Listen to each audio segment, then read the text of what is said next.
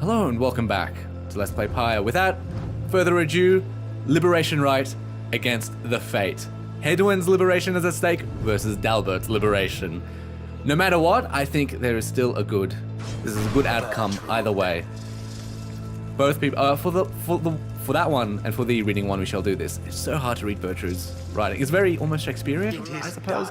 We give thanks to have this opportunity to face you, O Nightwings. Now let us strive for our fullest capability with honor and with grace. Save your strength for the right father and your voyage home. Let this be our final battle against them. Well, one way or another is your final battle against them. Let us begin. And right away.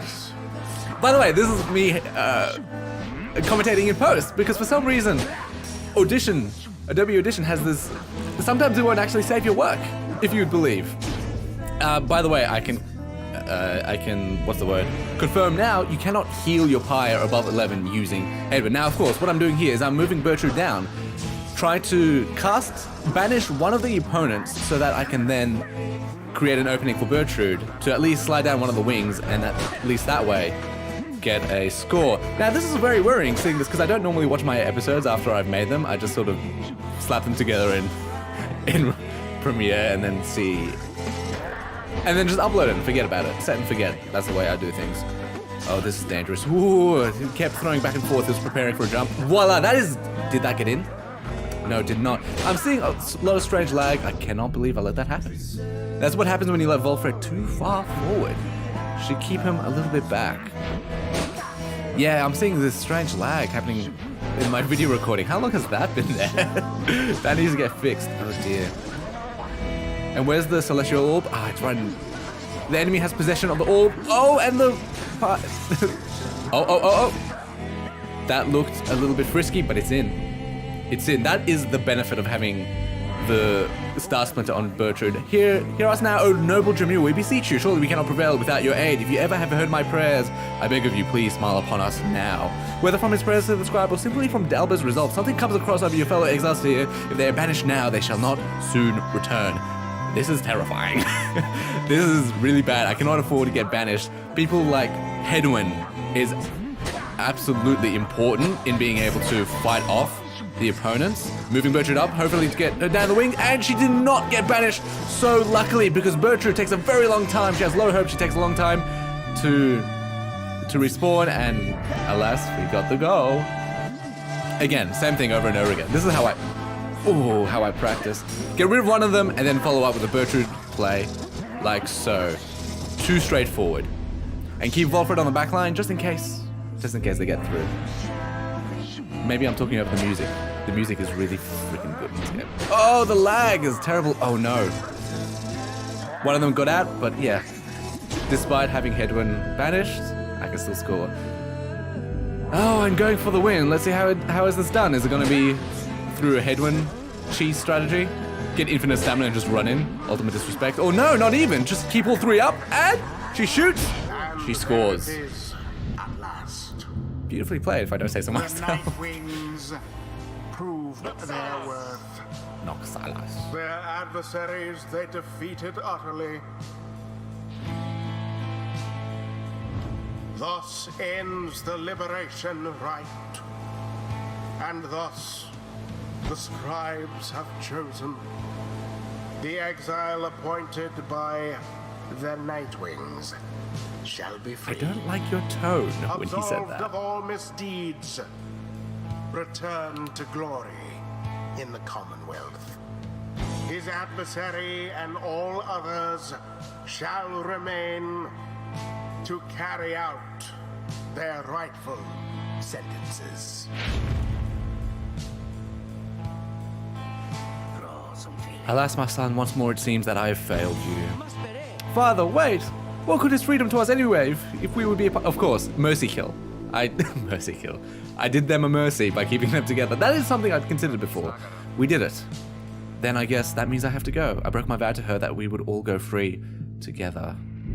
Reader, my friend, why would you do this? Will you ever forgive me? Fikani, wait for me, wait for me. He remained silent for a moment longer, then... Listen to me, all of you. I will not forget this. If there is anything at all that I can do back on the other side to help the rest of you, then I am going to find it, and I am going to do it. And at the very least, I will do everything I can to make sure that by the time more of you to come join me back at home, that it'll be a better place for all of us. Look, I don't have long now, so just thank you, all of you. I won't forget this, he says with a smile. Then he plunges out of sight into the shimmer pool. His voice is audible, but growing faint. Is happening. Goodbye, my friends, reader, everyone. Goodbye, until we see each other. Hedwyn earned back his freedom. May he return in glory. Godspeed, Hedwyn. Perhaps the scribes are watching even now. Watching as their glorious tradition draws to a close. That voice talent on the voice is really excellent, if I don't say so myself. Anyone level up? I can't see Volfred's XP bar behind his head. Oh, Bertrude, that's wonderful. This land so rife with eldritch knowledge, long forbidden in the Commonwealth. We learn the stuff of fear itself. Ooh, terrifying. Why do they exist? These bog roads. One per right, or, well, oh, her arcs, or the charge up time before Bertrude can use her aura is greatly decreased. That's a really good one, though, decreasing aura burst. But I think passing at an adversary, recovering all stamina is a safe. Oh, once per right, saluting adversaries. Bertrude turns all adversaries into fast-moving howlers. No, I think the pounce. It's a worthwhile skill. It saved me a little bit during practice rights in the versus mode. Now take your execrable companion someplace else. Because like Jodariel, like a demon, when Bertrude pounces, it pushes back everyone near her. As long as you don't bounce into their aura. So you can use that to get back a lot of stamina. You prevailed in the liberation rite against the Fate. Already does the Black Wagon feel quieter than usual without Hedwyn, who returned to the Commonwealth. Also, our cook is going to be hungrier than usual without him. You overhear some of your companions reflecting on this. It never grows easier having to say farewell to one of our own. We shall make do without him here. Hey, you wonder who, if anyone among you, shall be the next to go. Bertrude, remember you thought Hedwyn was hitting on you? Our plan, 79% approaches a key turning point. Let us ensure it soon comes to fruition, not only for ourselves here, but for our companions and loved ones in the Commonwealth. But is the plan even worth it in the end? I think that's why I take such a long pause here, because I start talking about, is the plan, the revolution worthwhile? But we have a little time now for reflection into this. Look yonder, reader, the stars demand we go. Already let us help them usher in an end of all of this. The stars already want us to go to the next right. Because the plan, the revolution, is it worth it? Because I keep sort of falling back on, let's liberate people for the sake of the plan. You turn your attention to the glimmer of the stars. The current rate of disappearance suggests that another liberation rite is soon to. I'd missed that part. I think there's only one rite until the next liberation. It's getting fast. Because about the plan, I keep falling back on, yes, let's have everyone go free for the plan. But I sometimes, if I had the opportunity, like, to let Dalbert out, I would then have another rite against the Fate, just so I can let Alma out. I do think they should stay together. Of course, I think, one way or another, we're versing the Chastity during the next Liberation rite. Because you can see up the top, rights till next Liberation 1. Yeah, oh no, I'm taking my method. It's not telling us how many Liberation rights remain. It might be a True Nightwings mode. So, one way or another, I just have a free choice. Whoever I fight, win or lose, it doesn't matter. Of course I want to win because you get more XP if you win. Have I lost at all in this Let's Play? It's just occurring to me now that maybe I've never lost. Because the first time you lose, I believe you get a little bit more XP than usual. Have I lost? Yes, I have, against the Harps. Oh my god, that was really tough. Of course, I should read the note. Am I going to read the note now? It is becoming more and more evident just how few liberation opportunities remain. I expect that they shall soon present themselves one after the other. Then let us make ready and end this. I'm thinking here I'm just going to go versus Lendl. Predominantly, not because he's an easy win. He might be actually a somewhat difficult win because a team of nomads is fairly well balanced, and especially combined with all the Titan stars, they can be very, very dangerous. I'm choosing Lendl purely because the music. I think the music is so good. It's called Path to Glory if you want to look it up in the OST. The Path to Glory, yeah. And it's such a fitting tune for the first rite and the journey to the rest of them. It's just an awesome intro. Now the stars bid you to return to the Nest of Trieste again, where we shall face against the Accusers once again. Your adversary, Lendl the Liar, likely knows the cycle of the rites is drawing to a close. That's a very sad thought. His last remaining chance to earn the favor of the scribes and then regain his freedom likely hinges on the outcome of this next rite. The cycle of the rites is soon to end. The exiles of the downside, striving to be free. Your adversaries, your companions, even you yourself, are running out of time. Of course, the reader can't be set free. Following Hedwyn's liberation, you find Volfred smoking his pipe, his eyes averted. He looks up and smiles as you approach. Hello, my girl. Excellent work back there. Thank you for your perseverance. What is your pipe made of? Is it wood? Though I was reflecting on how very fortunate I've been on all of this. Not just me, but really all of us who had the chance to stand with Hedwyn here, indeed. Ours is admittedly a somewhat desperate plan. It was vital to me, should the Nightwings rise again, that it be under proper care and guidance. Oh, and Hedwyn was the catalyst. I was just thinking how well Hedwyn served in that capacity. Whatever is to be the outcome of all this, no doubt his presence shall be missed. My agents and I, we were unsure of him at first, a common boy like that, completely unacquainted with rights, but in the end, I feel that he was worth a shot. Someone like him, sincere, determined, with loyal friends desperate to get home. Those qualities spoke volumes. Then he falls silent for a time. I have every faith that he shall strive on our behalf now in the Commonwealth, and it is my hope that he yet finds the one he sought. You and Volfred speak little more of Hedwyn for now. You are left wondering what shall become of him in the Commonwealth. Does Volfred smoke a wooden pipe? Because if that's the case, I was beginning to wonder when you would return. Sandra, I will always return to you. And I will always love you. Continue on our journey, please. At dawn, your companions are prepared to depart. Everyone is silent. Your travels are to take you back to the nest of Trieste, but soon after, the stars shall draw you here again. So when I move my mouse with where I'm reading, it lets me know if I'm... I started recently hiding my mouse off the side so that I would get good screenshot opportunities. I didn't like making my thumbnails have a yucky mouse in the middle. With a little bit of Photoshop work, I could get rid of it pretty easily, but alas, I'm lazy and I don't really know how Photoshop works. It's a miracle things work. I'm sorry, I didn't mean to hit them so many times. It's a miracle things work as well as they do now. Hey! Oh my god. That was the location right behind me. Yeah, what was that? So Deluge, of course, that's the name of... Gilman, of course, Gil. That's like the name. It's all aquatic based. You overhear So Deluge in a full-on panic on his fellow Werven Knight. Oh, what do you mean it was the Nightwings? We're not facing them in our next... Look, at some point you realize that your wagons are lost beside his own. You Nightwings, this night shall not forgive you this transgression. I read so quickly. Once we prevail, whichever adversaries are doomed to face us next, then we shall come for you.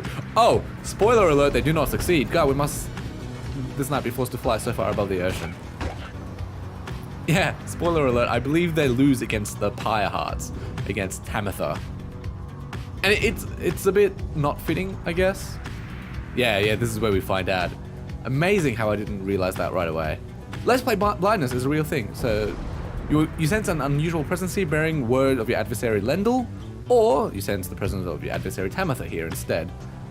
I decided I picked this location because I want to see an end to her arc after Tamitha leaves and Tamitha is stuck behind. I just wanted to see that.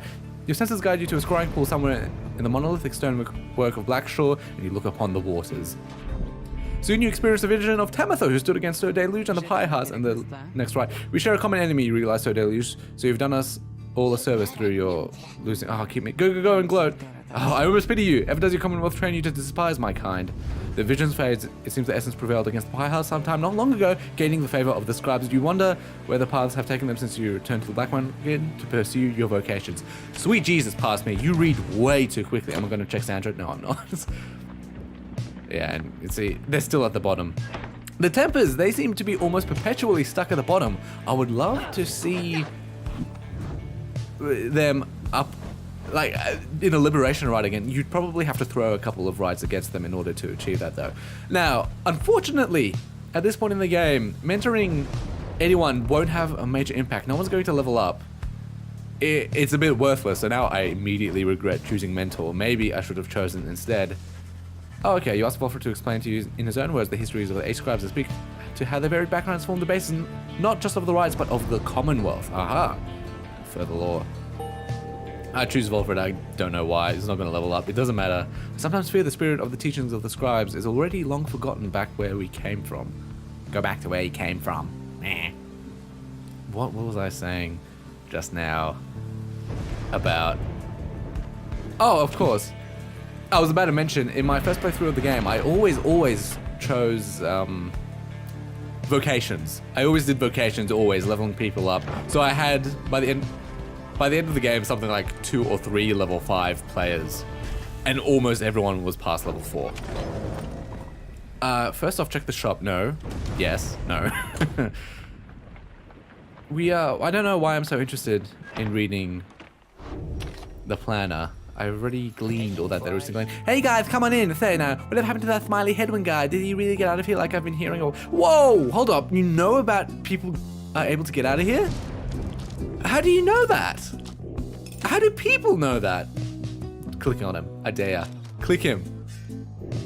Also, I'm not sure if I mentioned this in a previous episode. You get rid of Gold's Bracelet. No longer required because no one else can wear it. I'm looking to upgrade the Scribe's Rock. 2 sets of level 5, or just 1 set of level 10, 109, that's fine. Just do it. It's worth it. Do it. Why do I have to think about this? Level 20, plus 8 presence. You can see how big of an effect that has if you just hover over the presence stat in this stat screen, but unfortunately I'm too dumb. Of course, give that to to Rookie, because Rookie will be...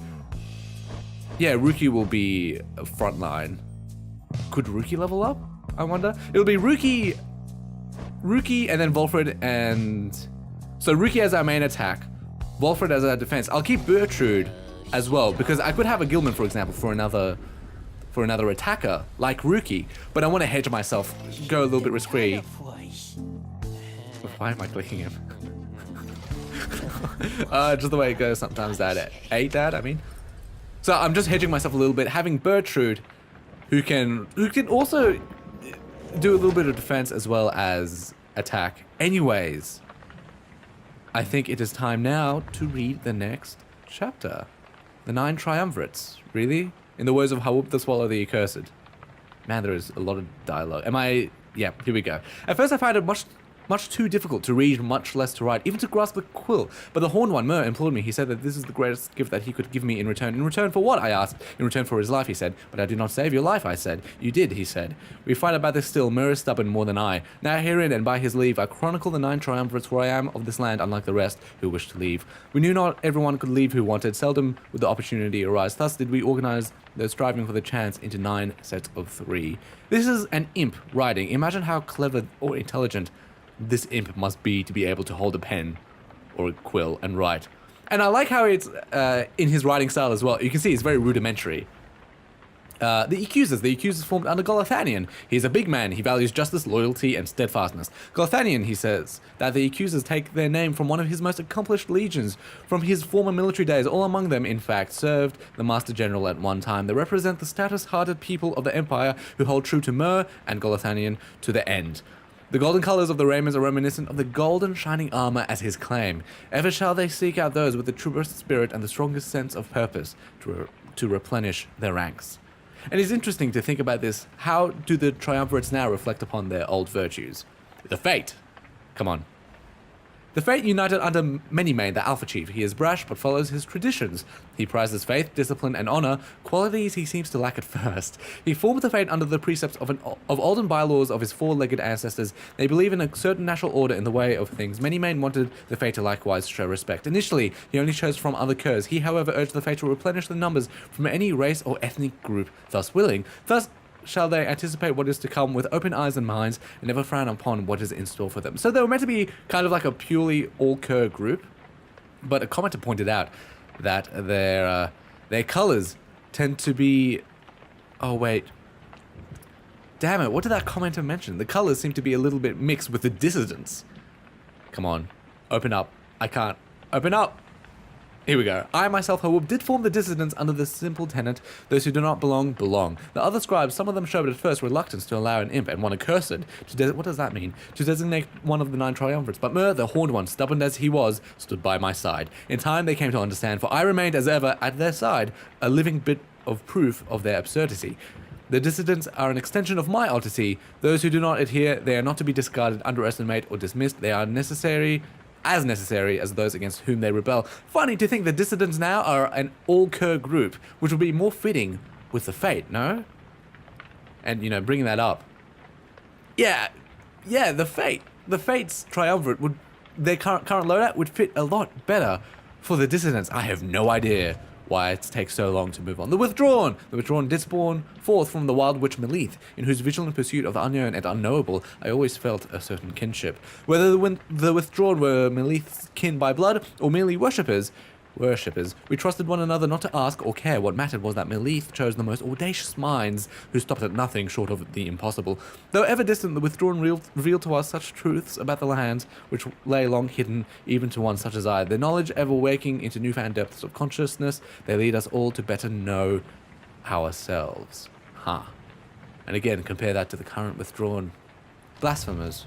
Truth be told.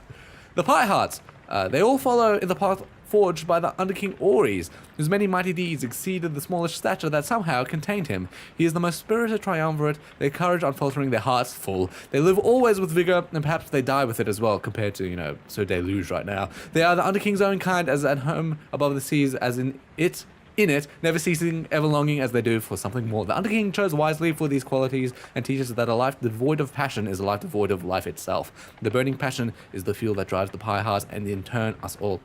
My mistake. I accidentally referred to the harps as the Pyre Hearts. I meant to call them the Essence last time. The winged members of the Essence, each chosen by Matriarch Triesta Tithys, are living exemplars of liberty and piety without my wings could be thus. Once you, of course, must know we all had wings. It is said that the people of the Empire relinquished theirs, drawn in by earthly matters as they were. But the harps, such as Triesta, held tight the liberty their plumage could afford. These divergent paths did cause a share of differences between the winged and the wingless over time, but here in this land our purposes are shared, our goals united. That then is the essence, that is who they are, with the what and why. Because of course they can't fly out of the downside, they're not free in the downside. The chastity, those bearing the name of the chastity, all count themselves disciples of Luce Glorian, the Hundred Minds, known firstly for his wisdom, but also cherished for his modesty, integrity, and kinship.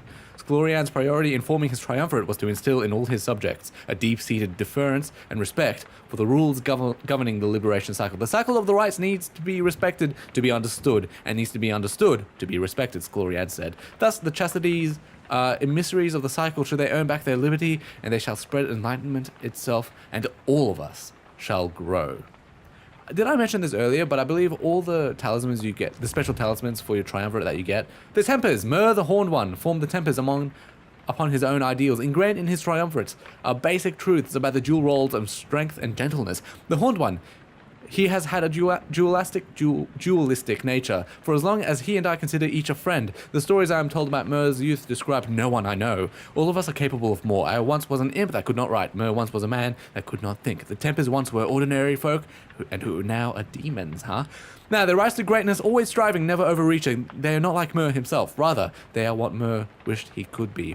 As I was saying, the talismans, all the specialist talismans for all the members of your triumvirate, tend to come off pieces of the scribes themselves that were presumably cut off by the Sisters of the Arch. Now, finally, the Nightwings. What is life without an adversary? If not for the forces that conspire against the will, life would be devoid of its innateness, the desire to overcome. Thus, when we, the Eight, at last each fashioned a triumvirate based on our own ideals, we realized the void still needed to be filled, as the night sky needs moonlight. We Eight were united, our triumvirates shared our affection. They needed us to set them all against a common foe. Thus did we form the Nightwings, a triumvirate envisioned to exceed them all, both through means mortal and divine, and given undue favor in each turning of the cycle. They are the adversary we all face. And that is the story of the Nightwings. And of course the Beyonders, they're also a triumvirate. To call the Beyonders a triumvirate is to stain the others' efforts. Yet I am beholden to describe them here. A pack of bandits loosely organized under the Sisters of the Arch, they traveled all this way into my land to take the Horned One's life, to kill my friend Myr. We thwarted them. We had them at our mercy. Mercy had become imperative to Myr. We spared their lives, but banished them to darkness far beyond these lands. Now and forever, the Beyonders cling to a beholden duty to confront the true triumvirates, whenever they so choose, so that whenever the true triumvirates clash, it shall be to their fullest extent. Does every triumvirate have access to a Beyonder Crystal? We ended up getting the Beyonder Crystal from Tariq, right? When Tariq returned, he brought the Beyonder Crystal with him. I recall not, I'm afraid. But yeah, that's the story of the Beyonders, sad as it may be. Now, I'm looking at the time stamp and I realize we're 30 seconds away from a close. I wonder what's taking me so long to close this damn book. You can close it. There are no more pages. Oh, wrong button. It's backspace if I want to close it. Yeah, okay. I guess I'll just do my outro now. Thank you so much for watching. Oh, wait, no. no, we'll commence the rite in the next episode because we've gone over time. So, hey, thanks so much for watching. I do appreciate your viewership. Stay tuned. Going to be a rite commencing the very next episode. But until then, I hope to see you then. So, bye-bye, farewell, ta-ta, bye.